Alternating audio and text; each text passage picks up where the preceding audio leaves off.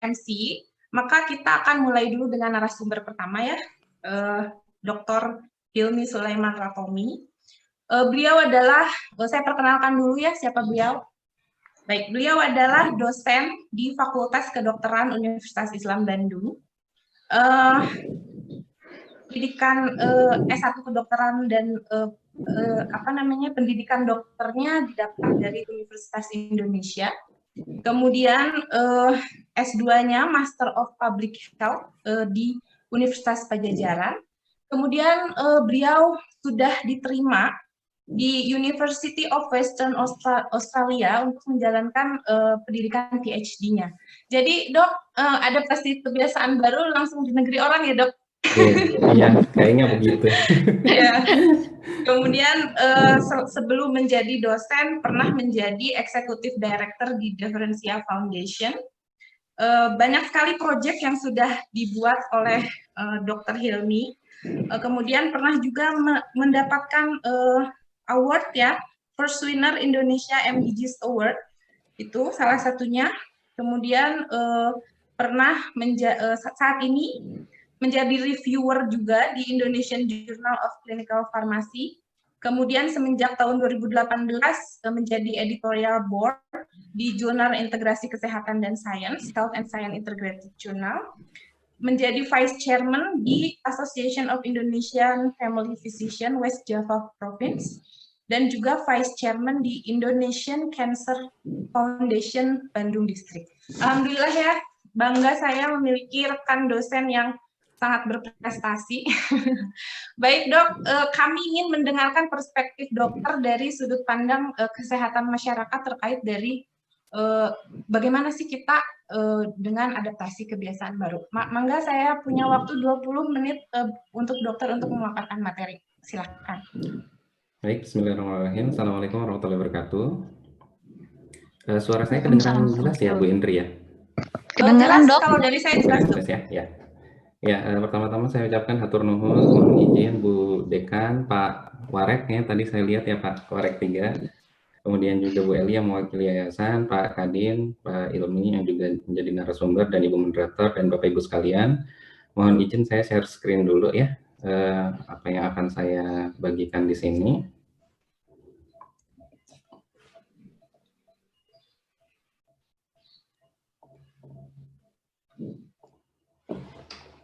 Ya, apakah sudah terlihat dengan jelas? Udah ya.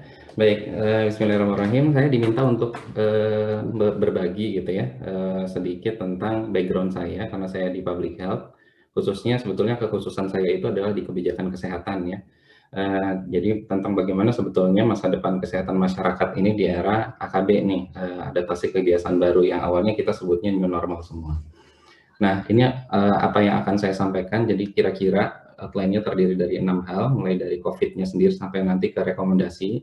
Saya coba memberikan saran-saran gitu ya, baik kepada pemerintah, akademisi, maupun masyarakat secara umum yang nanti akan kita bahas belakangan. Nah, kita masuk dengan data, tadi sudah disampaikan sebetulnya oleh Ibu Asda, Ibu Ike ya, bahwa ini kasusnya memang luar biasa cepat perkembangannya, kita tahu semua, itu di Indonesia, di secara global, di seluruh dunia, maupun di Jawa Barat sendiri gitu ya. Kalau ini data misalkan kita ambil di seluruh dunia itu pada saat kemarin itu masih 8,9 juta, sekarang sudah 9,1 juta gitu. Jadi dalam satu hari nambahnya lebih dari 100.000. Nah, untuk melihat data-data ini yang ingin saya tekankan adalah, karena kalau angkanya bisa dilihat di mana-mana ya. Nah, saya ingin meng-highlight bagian yang ada di pojok sini sebetulnya. Ini mudah-mudahan bisa terzoom ya. Jadi bisa dilihat di sini angka global di seluruh dunia, Indonesia ada di posisi berapa, dan juga negara-negara lain. Kita tahu jumlah kasus masing-masing negara berbeda-beda. Jumlah kematian juga berbeda-beda gitu ya. Kalau sekarang mungkin kalau kita hitung case fatality rate-nya atau tingkat kematiannya dibandingkan jumlah kasus, itu semua sudah hampir rata sekitar 5%. Ada negara-negara yang relatif lebih baik, mungkin bisa 1-2%. Nah, yang harus kita berhati-hati adalah dalam menginterpretasikan data ini ada banyak faktor. Contoh, kondisi geografi negara. Jadi geografi negara yang kepulauan, penduduknya mencar-mencar, dibandingkan negara yang di Eropa misalkan ya, daratan semua, mereka interaksi satu sama lain dan segala macam, tentu angka kontaknya lebih tinggi. Jadi wajar jika total kasusnya akan lebih tinggi.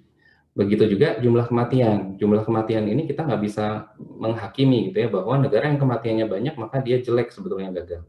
Belum tentu juga, karena kita tahu salah satu faktor risiko, salah dua terutama ya, faktor risiko pasien-pasien COVID itu akan mengalami kondisi fatal termasuk meninggal. Ya, pasien-pasien tersebut akan mengalami kondisi fatal atau meninggal itu satu adalah faktor usia. Jadi yang kedua adalah faktor komorbiditas penyakit penyerta, terutama penyakit kronik, penyakit metabolik, hipertensi, diabetes dan segala macam. Makanya negara-negara yang punya populasi lansia cukup besar dan negara-negara yang memiliki masalah penduduk dengan kesehatan metabolik, banyak yang hipertensi, banyak yang diabetes, dia banyak yang meninggal. Seperti contohnya di Eropa, Inggris ya, Spanyol, Italia kita tahu mungkin terlalu banyak makan pizza gitu ya. Di Amerika juga cukup banyak gitu. Dan tergantung juga oleh kapasitas layanannya, seberapa bisa negara tersebut melakukan testing gitu. Nah, jadi sebetulnya tidak fair, tidak tepat ya kita langsung membanding-bandingkan jumlah kasus dan jumlah kematian di satu negara. Ini bacanya harus hati-hati. Nah, sebelum masuk ke AKB, ini ada yang menarik ya yang saya temukan beberapa hari lalu di New York Times. Jadi ada salah satu sejarawan ini ya, ahli sejarah di University of Exeter ini di UK, di Inggris. Dia mengatakan bahwa karena kebetulan ini sejarawannya memang spesialisasinya di wabah-wabah kesehatan ya, di pandemi-pandemi sebelumnya dia meneliti. Jadi bahwa kemungkinan gitu ya, bahwa si pandemi COVID ini akan berakhir terlebih dahulu secara sosial gitu sebelum berakhir secara medis. Jadi could socially end before medically ends gitu. Ini menarik, jadi ya sama kayak yang kita sekarang gitu ya. Jadi apa maksudnya socially ends? Orang itu akan ignore, orang itu akan tidak terlalu peduli gitu karena lelah gitu ya dengan segala macam restriksi, dibatasi, nggak punya pekerjaan dan lain-lain. Akhirnya ya udah memang penyakitnya masih ada gitu ya, tapi buat masyarakat secara psikologis itu sudah nggak ada gitu. Dan itu sepertinya gitu ya, kita udah mulai merasakan itu sekarang gitu ya. Dibilang new normal, orang balik lagi nggak pakai masker, berkerumun di sana sini dan seterusnya. Nah, ini jadi evaluasi untuk kita. Nah, sekarang kita masuk era AKB ya. Jadi yang aslinya awalnya new normal, sebetulnya diterjemahkan dari WHO-nya new norm ya. Jadi aturan baru sebetulnya dari WHO-nya. Tapi kita semua menginterpretasikan itu sebagai normal yang baru. Dan Jawa Barat menginisiasi dengan sangat baik sekali menurut saya, terminologinya diganti gitu ya. Pusat sekarang juga menggunakan terminologi ini, yaitu adaptasi kebiasaan baru. Karena memang ada perilaku-perilaku yang perlu diadopsi supaya masyarakat bisa beraktivitas. Apa itu new normal atau AKB? Yaitu upaya membuka kembali aktivitas ekonomi, sosial, dan publik dengan ada yang barunya. Yang barunya apa? Menerapkan standar kesehatan yang baru, yang sebelumnya tidak dilakukan sebelum pandemi. Jadi kan kita biasanya nggak pakai masker, kita nggak social distancing, kita mungkin cuci tangan ya seperlunya gitu ya. Malah setelah makan mungkinnya bukan sebelum makan, ya, setelah makan nasi padang gitu biasanya malah kan. Nah, tidak berkerumun gitu ya, nggak boleh terlalu banyak dan segala macamnya. Nah, itu yang kita terapkan. Kenapa itu diterapkan? Karena agar masyarakat ini bisa kembali produktif, tapi sekaligus kita tetap menekan angka penularan infeksi. Sehingga jumlah infeksinya mungkin masih ada, tapi sebetulnya tidak, dalam tanda kutip, masih terkontrol, karena fasilitas kesehatan kita masih bisa menanggungnya gitu kira-kira. Nah, apakah ini wajib? Kalau menurut saya secara pribadi, ini jelas wajib gitu. Karena semua orang butuh untuk beraktivitas secara sosial dan ekonomi. Jadi mau negara, mau rakyat, dua-duanya sama butuh gitu. Karena kalau misalkan rakyat, kita tahu manusia makhluk sosial, butuh pekerjaan, butuh interaksi dengan orang lain, butuh penghasilan, jadi otomatis harus bekerja. Sedangkan negara, jelas negara butuh, karena tanpa aktivitas ekonomi, negara nggak dapat pajak yang merupakan sumber penghasilan utama. Tanpa pajak, negara tidak bisa melayani rakyat, tidak bisa membayar PNS, tidak bisa menyediakan fasilitas umum, dan seterusnya. Maka dari itu, saya agak prihatin sebetulnya ya, ada beberapa ahli-ahli, terutama ya di bidang saya sebetulnya ya, di kesehatan, di kedokteran, yang menyarankan di satu sisi menyarankan PSBB dilanjutkan terus sampai kasusnya ditekan, tapi di sisi lain menuntut pemerintah itu menyediakan bansos, terus melakukan testing dalam jumlah lebih banyak dan segala macam. Karena menurut saya itu dua hal yang kontradiktif gitu. Pemasukan negaranya disarankan untuk di stop, tanpa aktivitas ekonomi, spendingnya keluar terus gitu. Nah, ini yang kita harus sebagai ahli seharusnya ya memikirkan secara komprehensif, kita bantulah gitu ya si pemerintah kita ini. Nah, apakah ini harus dilakukan? Kalau menurut saya wajib, karena ketika AKB ini tidak dilakukan, maka kita akan jatuh pada krisis sosial ekonomi yang lebih parah. Tahun-tahun sebelumnya kita sudah pernah mengalami ini di ya 2008, di 98 mungkinnya dan seterusnya. Nah, oleh karena itu menurut saya ini wajib. Nah, ini yang seringkali dibenturkan gitu ya. Apakah artinya ketika kita menerapkan AKB atau new normal, artinya kita memprioritaskan ekonomi daripada kesehatan gitu ya, kita nggak memprioritaskan kesehatan. Nah, ini yang juga kritik saya buat ya teman-teman di bidang saya juga gitu ya. Jangan lupa gitu bahwa ketika kita memprioritaskan kesehatan yang seperti apa? Kita lihat Undang-Undang Kesehatan 36 2009 bahwa definisinya adalah sehat secara fisik, mental, spiritual, sosial yang memungkinkan setiap orang produktif secara sosial dan ekonomis. Artinya ketika seseorang nggak bisa produktif, dia cuma sehat secara fisik, untuk apa? Gitu ya. Definisi sehatnya tidak terpenuhi. Dan ketika PSBB, orang nggak kena COVID, hanya sehat secara fisik. Bagaimana mentalnya, bagaimana spiritualnya, bagaimana sosialnya. Gitu. Jadi harus merujuk lagi ke definisi. Begitu pula definisi dari WHO. Definisi dari WHO, sehat itu adalah kondisi fisik, mental, sosial, dan tidak hanya nggak kena penyakit. Gitu. Jadi kalau PSBB menurut saya ya, itu baru menghindarkan kita dari terinfeksi COVID. Jadi cuman terkena penyakitnya aja yang diadres gitu ya, tapi belum memperhatikan aspek-aspek kesehatan yang lain. Jadi ketika PSBB apakah kita mengutamakan kesehatan? Menurut saya nggak juga gitu, karena kita nggak melihatnya secara komprehensif. Nah, yang jadi permasalahan adalah kapan sebetulnya kan? Kapan? Apakah ini sudah saatnya gitu? Bukannya kurvanya masih naik-naik ke puncak gunung dan seterusnya ya? Nah, kalau dari panduan WHO, pedoman transisi ya, sebetulnya ada update-nya lagi bulan Mei, saya tapi khusus untuk di tempat kerja. Jadi ini harus merujuk pada prinsip kesehatan masyarakat, pertimbangan ekonomi dan sosial secara berimbang. Bahkan WHO sebetulnya sudah menyebut gitu bahwa ini bukan mengutamakan kesehatan, gitu. Tapi ya udah sadar gitu ya bahwa ekonomi dan sosial itu juga saling mempengaruhi. Jadi ini suatu lingkaran yang saling berhubungan. Nah, sekarang kita lihat di Jawa Barat. Di Jawa Barat, programnya namanya AKB 30 ya, jadi di 30 bidang. Apakah sudah tepat? Ini tadi sudah disebutkan oleh Bu Asda, jadi ada Pergub 46 ya, yang mengatur ada zona merah, biru, kuning, hijau, dan hitam ya. Jadi yang paling bagus hijau. Indikator menggunakan zonasi ini, warna-warna itu diukur dari aspek-aspek ini. Ini mengadopsi dari standar WHO. Sebetulnya sudah cukup baik gitu, dan saya juga sangat mengapresiasi langkah-langkah pemerintah Provinsi Jawa Barat yang proaktif, kolaboratif gitu, yang banyak inovasi menggandeng ITB membuat ventilator, menggandeng Unpad membuat rapid test antigen dan seterusnya, itu sangat baik sekali. Dan juga komunikasi gubernur kan memang terkenal cukup baik ya, baik di media sosial maupun saluran komunikasi resmi. Namun ada beberapa hal yang barangkali ya, kalau misalkan saya diminta saran untuk perbaikan, ada yang terlewat untuk menggunakan sebagai indikator warna-warna ini. Gitu. Jadi bahwa kapasitas layanan kesehatan ini belum diperhitungkan di sini. Ini saya melihat ke pergubnya ya. Kemudian bagaimana kesiapan pencegahan di tempat umum, fasilitas cuci tangannya ada atau enggak dan seterusnya. Upaya pengelolaan kasus lokal dan impor ini seharusnya jadi indikator juga dari pedoman WHO.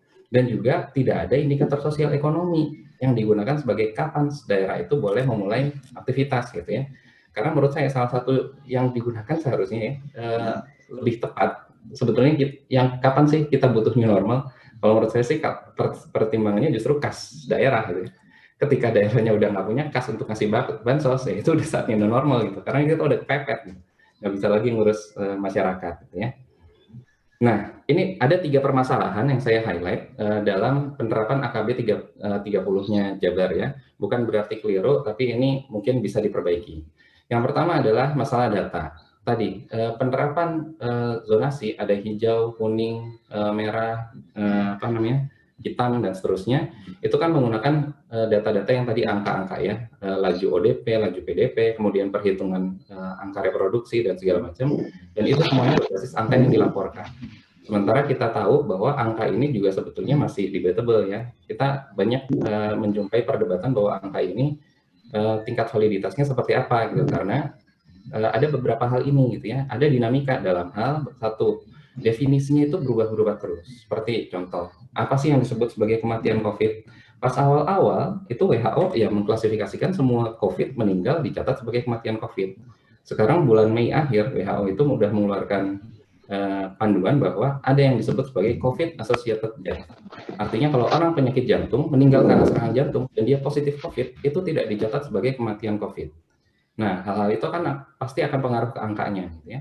Kemudian strategi testingnya, yang tadinya Jabar dan beberapa provinsi lain pasif, sekarang jadi sangat aktif gitu ya, ada mobile dan segala macam. Ini tentu secara kasus akan meningkat, tapi apakah buruk? Kan enggak gitu ya. Bagus justru makin banyak, gitu. Seperti di Jawa Timur mungkin ya, itu juga debatable. Karena penemuan kasusnya banyak, sehingga yang diisolasi bisa lebih banyak. Kemudian kapasitas layanan juga berubah-berubah, delay pemeriksaan yang tadinya mungkin butuh waktu 7 hari, sekarang jadi 2-3 hari bisa keluar PCR. Ini semuanya akan berpengaruh ke angka, dan otomatis ya kita harus cermat gitu ya, menginterpretasikan angka-angka tadi dan perhitungan tadi. Itu yang pertama. Yang kedua, nah ini mungkin yang agak panas nih, yang tadi disebut oleh Bu Ike ya, tentang pemetaan risiko, siapa yang buka duluan. Kalau tadi urutannya jelas ya, ada masjid duluan gitu ya, justru habis itu ini di fase keempat rekreasi, sekolah di belakangan gitu. Padahal kalau kita misalkan petakan, kan tadi ya, pertimbangannya harus seimbang antara kesehatan, sosial, dan ekonomi. Kita lihat masjid apakah mengenerate ekonomi? Sebenarnya ya kita harus pikirkan gitu ya, apakah secara aspek sosial sangat besar? Ya ulu alam gitu ya, saya juga mungkin dengan komunikasi yang baik sebetulnya bisa dimitigasi gitu konflik sosialnya. Tapi kita tahu mungkin ya, coba diamati aja gitu, yang paling bandel teh sebenarnya siapa sih kalau orang diatur? Kalau pengamatan saya gitu ya, sebagai saya orang public health, itu aki-aki. Karena coba sholat di masjid, aki-aki teh demam misalkan, di sholat di rumah aja lah gitu ya, cuman demam sakit gitu ya, tetap dia jalan ke masjid gitu. Dibandingkan anak-anak lebih bisa di stop sebetulnya. Nah, jadi ini juga kita harus pertimbangkan. Kemudian sektor pariwisata, ini kebutuhannya, pariwisata itu kan kebutuhan tersier ya. Apakah pas jika ini dibuka terlebih dahulu dibandingkan dengan sekolah yang coba kita bahas bersama-sama. Nah, kalau misalkan saat ini kita tahu kebijakan dari Kemendikbud sekolah tutup, sebetulnya siapa sih yang paling rugi gitu.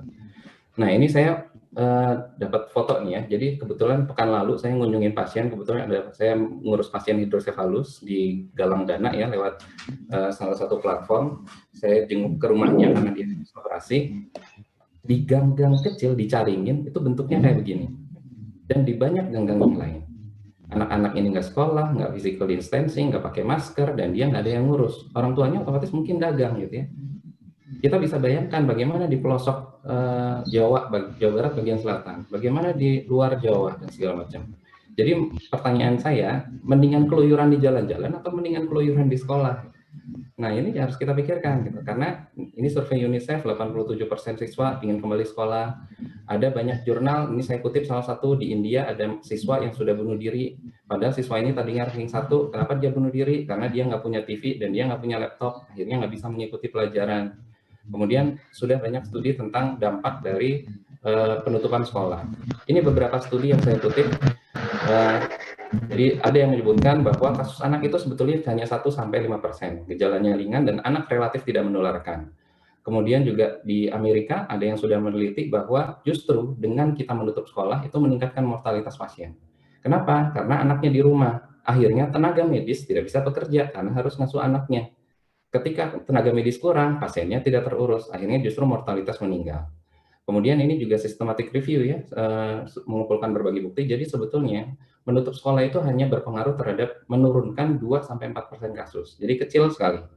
Di sini saya kutip juga dari UNICEF bahwa sebetulnya kita kan nggak punya evidence gitu ya, nggak punya jurnal yang sudah settle tentang manfaat menutup sekolah terhadap pencegahan infeksi. Tapi kalau kita cari jurnal tentang dampak anak tidak sekolah, nutup sekolah gitu ya, itu banyak sekali. Jadi apakah tidak ada masalah kesehatan masyarakat di sini? Ada banget gitu. Dan pertanyaan saya yang mungkin kita juga harus renungkan, apa kabarnya nih bonus demografi Indonesia Emas 2045? Sebelum ini kita berkoar-koar tentang stunting, tentang bahwa kita akan 70% angkatan kerja di tahun 2045. Tapi kita sekarang penjarakan anak-anak kita di rumah, nggak dapat pendidikan, nggak dapat stimulasi, nggak berinteraksi dengan teman-temannya, dan seterusnya. Jadi pertanyaan saya, kita sebetulnya pengen anak-anak ini 2045 sekedar hidup, atau dia jadi generasi yang otaknya bagus gitu. Nah, ini mungkin ya perlu kita kaji lagi, karena data Indonesia kita nggak punya terus terang aja. kalau Bapak Ibu mungkin mencari ya, entah di Google Scholar, di PubMed, itu tidak ada data yang dipublikasikan.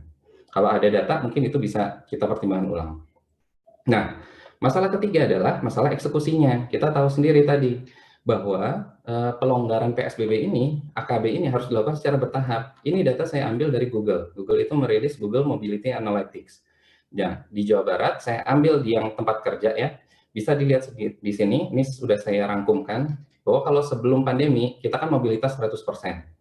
Begitu PSBB kita langsung down. Di tempat kerja turun sampai 28%. Artinya PSBB sebetulnya efektif mengurangi mobilitas di tempat kerja. Tapi begitu PSBB dilonggarkan, kita lihat di sini melonjaknya bukan bertahap, tapi langsung ngaclok gitu ya, langsung lompat ke 72%, sekarang ada di 75%. Padahal tadi sudah disebutkan, ini harus dilakukan secara bertahap. Jadi eksekusinya sebetulnya ya kita tahu sendiri ya, mungkin kita kalau lihat ke sebelah kita bukan new normal lagi, tapi old normal gitu.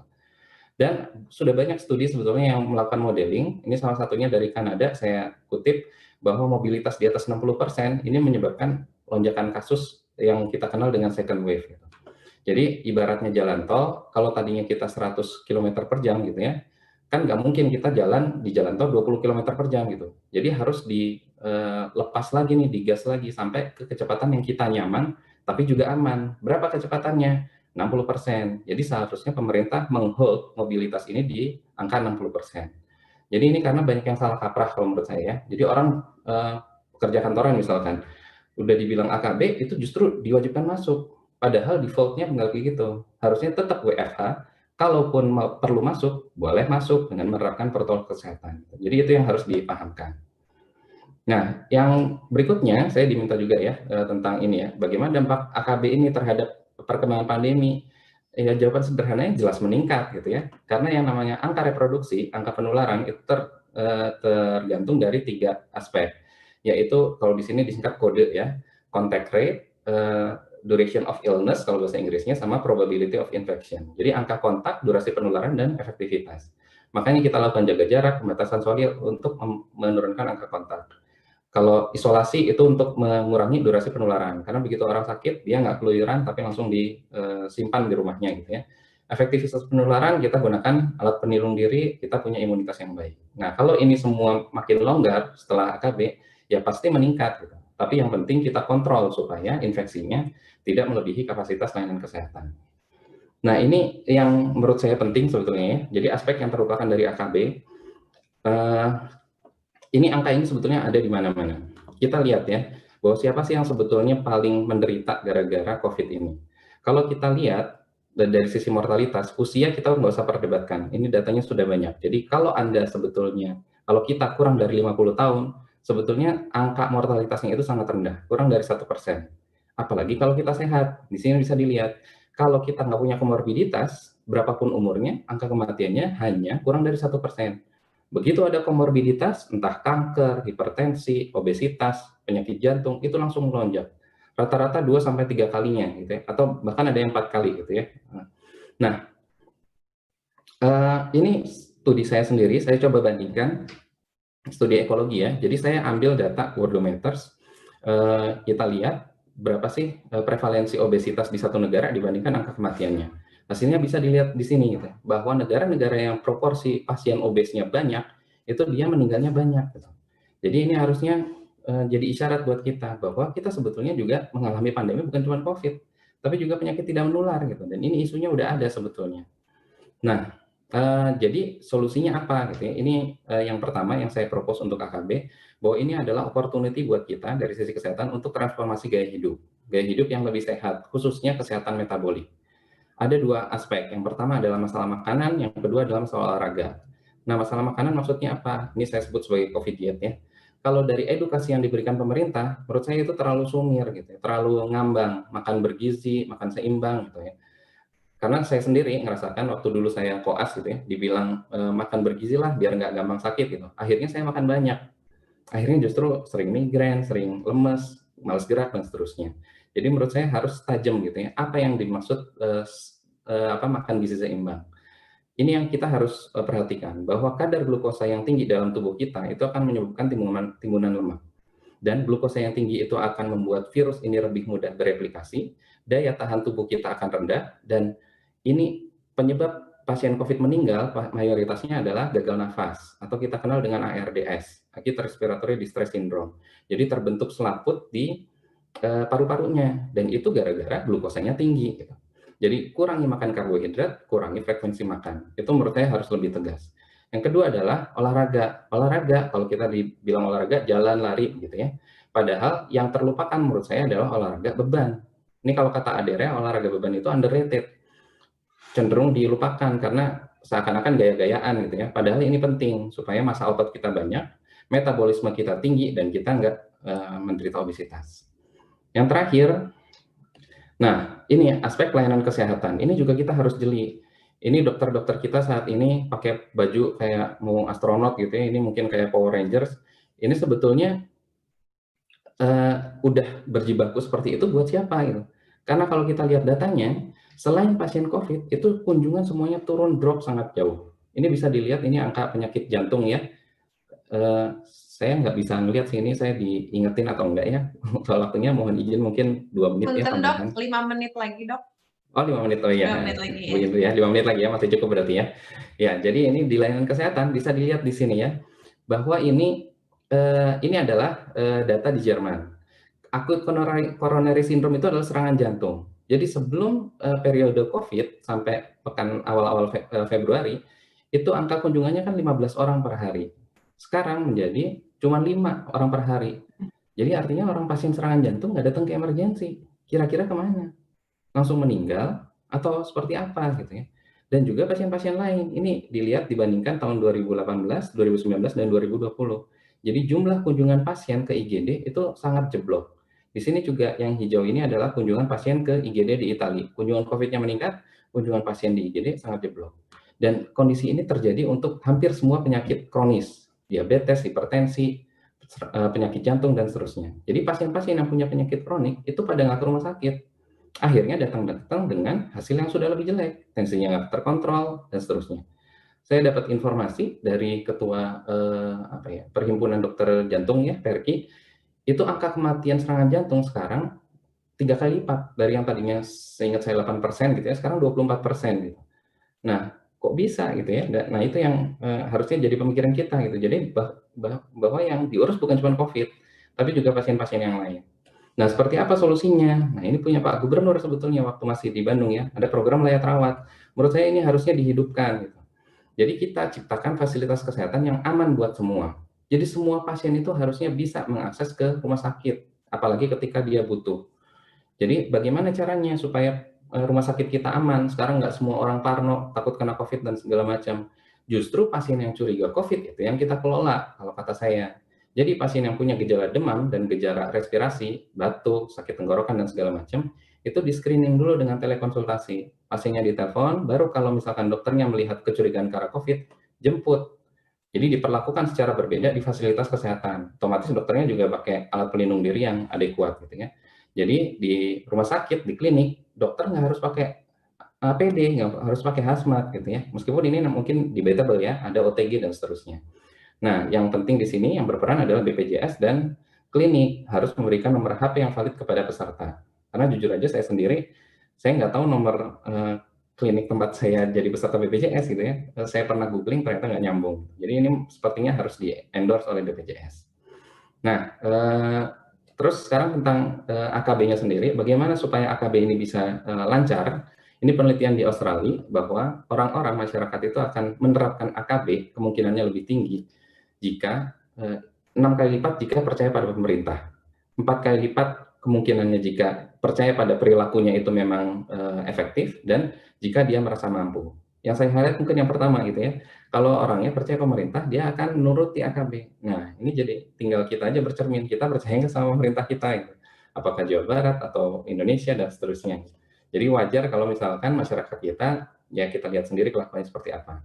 Dari sudut pandang keilmuan public health, ini saya yakin teman-teman di psikologi juga lebih expert ya, bahwa yang namanya AKB ini kan yang diadaptasi perilaku. Jadi cara adaptasi perilaku, teori health promotion-nya itu sederhana, mau, mampu, dan sempat, atau bahasa Inggrisnya capability, motivation, dan opportunity. Jadi baik kita sebagai akademisi, masyarakat sendiri, maupun pemerintah harus mengakomodasi semua. Kita pengen masyarakat pakai masker, dilihat kemauannya ada atau enggak, kemampuannya sudah didukung atau enggak, kesempatannya ada atau enggak. Cuci tangan, kalau misalkan wastafelnya nggak ada, berarti opportunity-nya tidak ada, kesempatannya. Ya gimana masyarakat mau cuci tangan? Ya, jadi kita harus bikin policy mendukung supaya mau, mampu, dan sempat ini bisa terjadi dan masyarakat bisa mengadopsi kebiasaan tersebut dengan baik. Terakhir penutup dari saya, ini PR-PR mungkinnya yang saya bisa rekomendasikan dari kacamata saya sebagai orang public health. Yang pertama untuk pemerintah, satu, bahwa harus melakukan crystal clear communication. Jadi mendeliver pesan itu secara jelas. Itu yang tadi berkaitan dengan kepercayaan masyarakat. Nomor dua, saya ya alhamdulillah di sini ada Pak Kadin gitu ya. Ini harus memprioritaskan perhatian pada dua golongan yang ekstrim justru menurut saya, pengusaha dan masyarakat miskin. Karena dua orang ini yang paling menderita. Pengusaha sekarang nggak ada revenue, harus bayar gaji karyawan, mungkin udah 3 bulan, 4 bulan, nggak ada pemasukan, jadi tabungannya terkuras. Kemudian masyarakat miskin udah jelas tadi ya, nggak sekolah, ya kalau misalkan orang-orang kaya, masyarakat menengah, punya internet, punya laptop, segala macam. Ini gimana mau belajar online gitu. Kemudian edukasi perilaku lebih spesifik dan dukungan untuk regulasi hidup sehat. Kayak yang tadi saya bilang, tidak makan gula misalkan gitu ya harus ada regulasinya supaya makanan bergula itu nggak memborbardir kita dengan iklan-iklannya. Kemudian dari akademisi, ini yang saya garis bawahi adalah stop silo thinking, berpikir yang cuma bidangnya doang. Ini harus mengutamakan kesehatan. Nah, itu yang saya agak nggak suka sebetulnya ya gitu. Karena seharusnya kita udah rembuk duluan gitu, bahwa ini nggak untuk dipertentangkan kesehatan, ekonomi, sosial, psikologi, politik, dan segala macam. Harusnya dicari titik temunya kalau menurut saya. Jadi jangan melakukan suatu kajian dan merekomendasikan hanya berdasarkan sudut pandang pribadinya saja. Jadi harus dibiasakan multidisiplin. Kemudian BPJS dan dokter yang tadi sudah saya sampaikan, memberikan nomor handphone ke peserta, mempersiapkan protokol layanan untuk pasien demam, dan mempromosikan gaya hidup sehat yang tadi ya, makan dan olahraga terutama. Dan masyarakat tentu saja menerapkan AKB yang wajib, jaga jarak, cuci tangan, pakai masker, kemudian makan rendah gula, kemudian olahraga beban, tadi saya sarankan, dan yang terakhir adalah disiplin dengan standar perilaku sakit, yang tadi aki-aki gitu ya. Jadi seringan apapun gejalanya, cuman anget-anget aja, jangan keluar. Gitu. Karena begitu Bapak Ibu keluar, itu akan ada risiko penularan, meskipun belum tentu COVID. Gitu ya. Begitu kita bebas gejala, 2 hari baru silakan, kalau ada keperluan aktivitas di luar, silakan beraktivitas. Gitu. Jadi meskipun pakai masker, menurut saya itu perlindungannya juga masih tidak maksimal. Gitu ya. Jadi lebih aman kalau sakit ya di rumah aja. Mungkin itu saja dari saya, mudah-mudahan memberikan perspektif baru dan inspirasi buat Bapak Ibu semua. Hatur nuhun, Bu Indri. Assalamualaikum warahmatullahi wabarakatuh. Waalaikumsalam warahmatullahi wabarakatuh. Terima kasih dok, hatur nuhun pencerahannya. Di sini saya menangkap bahwa AKB adalah sebagai peluang untuk transformasi gaya hidup ya. Pemerintah juga harus dipercaya, kita harus merasa mau, mampu, dan sempat. Kemudian kolaborasi itu sangat penting ya. Kita akan lanjut ke pembicara kedua.